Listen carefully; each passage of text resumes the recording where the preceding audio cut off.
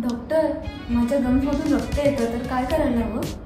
तुम्हाला दातांची क्लिनिंग करावी लागेल. पण मी तर ऐकले की क्लिनिंग केल्यानंतर दात लूज होतात, खरं आहे का?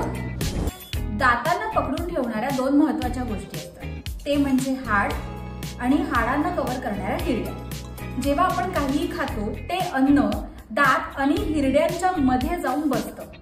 जर आपण प्रॉपर टेक्निकने ब्रश करत नसू तर हे साठलेलं अन्न कालांतराने कडक कडक होत जातं आणि तो जो थर आहे त्याला म्हणतात टार्टर किंवा कॅल्क्युलस.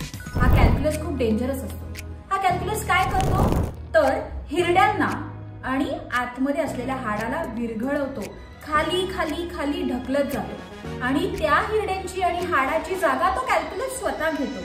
म्हणजे दातांना ज्यांनी पकडून ठेवलेलं आहे ते निघून जाऊन आता दातांना एक नकली सपोर्ट मिळतोय कॅल्क्युलस कडून. कालांतराने ते कॅल्क्युलस स्वतःहून पडून जातं आणि दात लूज होतात. किंवा जर आपण खूप टाइम नंतर क्लिनिंग करत असू तर हे कॅल्क्युलस काढताना तो सपोर्ट निघून जातो आणि म्हणून दात लूज होतो. अच्छा, म्हणजे क्लिनिंग केल्यामुळे दात लूज नाही होत, तर क्लिनिंग न केल्यामुळे लूज होतात. बरोबर. म्हणून 6 महिन्यातून एकदा क्लिनिंग नक्की करा.